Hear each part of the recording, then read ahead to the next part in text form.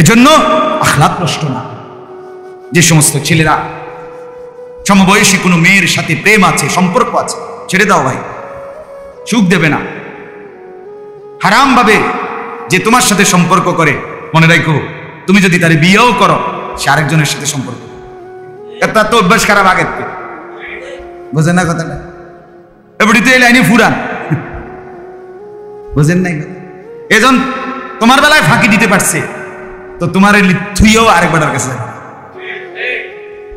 আল্লাহ আমাদেরকে মাফ করে দেন। আমি খোলামেলা বলছি, ভালোভাবে বুঝার জন্য।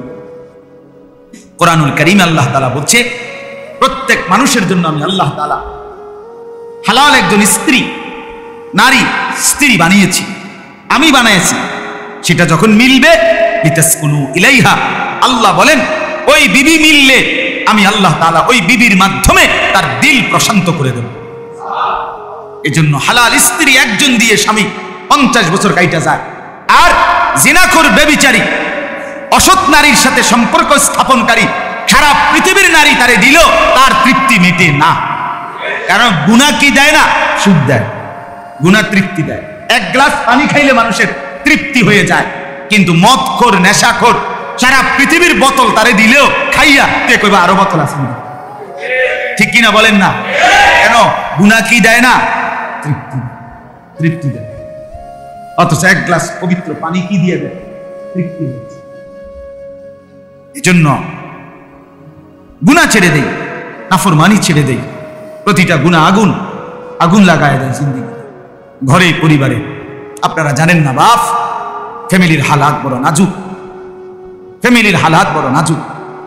এই সেদিনও এক ভাই, ভালো মানুষ, আমার হাত ধরা কাঁদতেছে আর বলতেছে, হুজুর পরকিয়া, মহিলারা, পুরুষরা বিবাহিত অবৈধ নারীর সাথে সম্পর্ক, অন্য মহিলার সাথে, মহিলার অন্য পুরুষের সাথে, এডি কদ্দুর হুজুর কইেন, অবস্থা বেশি বেতা।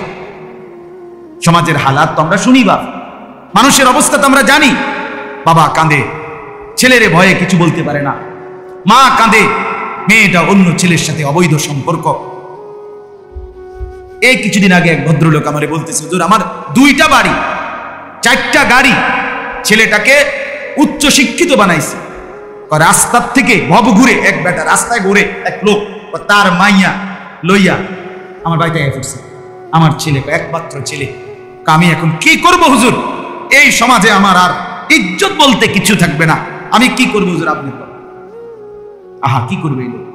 এই বাবার হয়তো 40টা বছর কষ্ট করে সংসারটা সাজাইছে, 50 বছর তার কত ঘাম, কত রক্ত পানি করছে, কিন্তু জানোয়ার সন্তান নারীর ফান্দে পইড়া একদিনে শেষ করে দিয়েছে।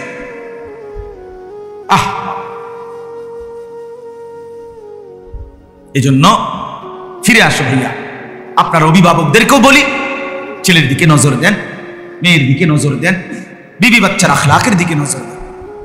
আখলাক, আপনার ছেলেটাকে জিজ্ঞাসা করেন এত বড় মোবাইল দিয়ে সে কি করে। আপনার মেয়েটাকে জিজ্ঞাসা করেন এইভাবে সাইজা গুইজা আপনার মেয়ে কোথায় যায়, কারে দেখাইতে যায়, আপনি জিজ্ঞাসা করেন। লজ্জা থাকলে জিগাইয়েন। একজন মেয়ের বাপও যদি হয়, আপনা করে বললেন, বোনকে জিজ্ঞাসা করো, যুবক, যে বোন তুই কাকে দেখাইতে যাচ্ছিস? এই যৌবন, এই রূপ, এত সাইজা গুইজা রাস্তায় কেন বের হল?